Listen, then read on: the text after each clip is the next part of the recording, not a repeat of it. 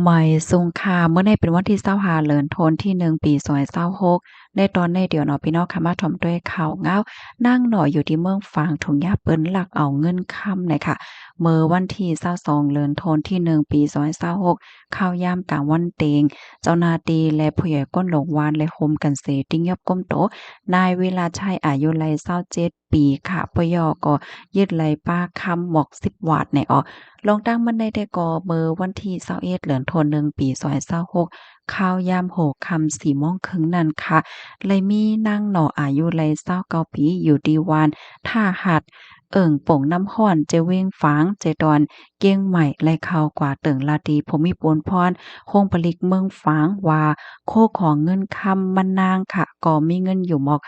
100,000สายคอมงคอยแหวนและเจ้าเนี่ยนำหน้าคมทั้งเสียงทั้งหมดก็มีอยู่หมอก10วาทจะไหนอันที่มันนางเก็บใส่ไว้ดีกล่องไม้ตึกไม้อ่อนเสียก็คัดซ้อไว้วางไว้ที่ในห้องนอนมานั่งหันปกลื่นสุดในเมื่อวันที่19เผื่อว่าถึงมาวันที่21ข่าวยามวายวันบอก2โมงปลายนั่นค่ะมานั่งหาตุ้ยตึกอันดีมานั่งไว้ค่ำนั่นค่ะนะ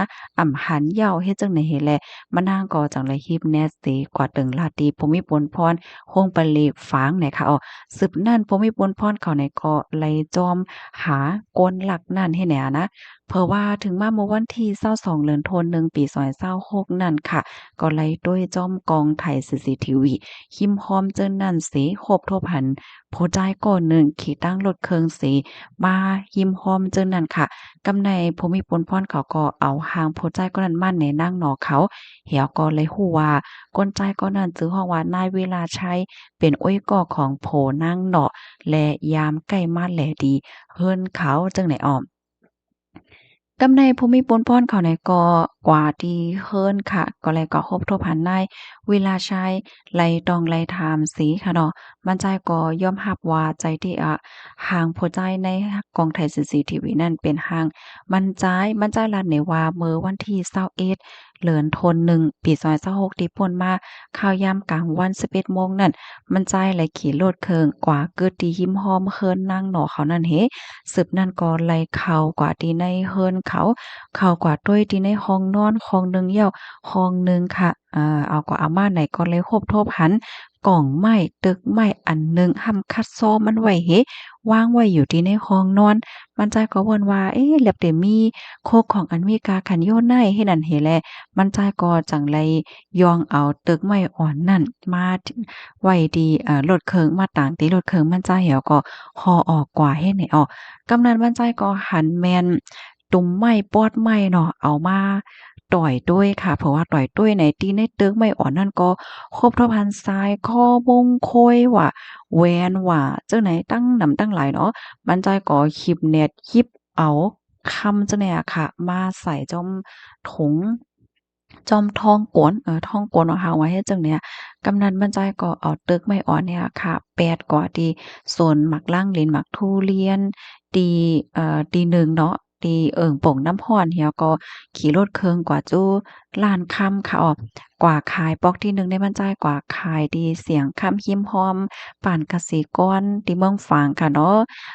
กว่าขายเลยเงินมาอยู่16,000เฮงค่ะกำนันก็เอากว่าใจกว่าจ่ายสืบมาเมื่อวันที่22บอกข่าวยาม10โมงได้ก็ไล่กว่าขายเที่ยงค่ะกว่าขายตีเสียงค่ำตั้งปอตอนวานหนองยาวแม่สุน ไล่เงินมาอยู่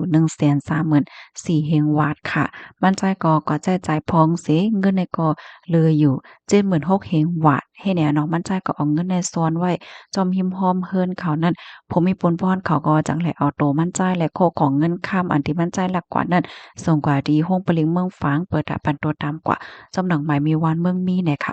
ข้อมูลตอนแรกค่ะเลยเปิงอิงเอามาที่เพจฝางไลฟ์ต่างไว้เนี่ยค่ะเมื่อเหลียวใน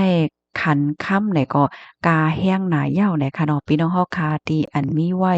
เงินค้ำเนาะมันก็เตรายจ่ายเก็บไว้ค้ำเลยจังไหนก็ให้รายสติหั้งไปหั้งมันเสียกำได้ค่ะนะมันก็เตรายจ่ายห้อยเงินห้อยค้ำค่ะดอกเพราะว่าเปิ้นต้วยเปิ้นหันว่าเปิ้นก็ได้เรียบมีค้ำไว้แน่ค้ำได้ก็ได้เก็บไว้ทีละตั้งแหลมหัวเนี่ยสร้างถูกก็สำจังเป็นเพไหลเฮ็ดจังเนี่ยนะคำว่าด้วยกันคำมื้อในอีกหนึ่งค่ะเนาะเพราะว่าคำแตงมีเสียกว่าขาย1วันได้แต่ขายได้อยู่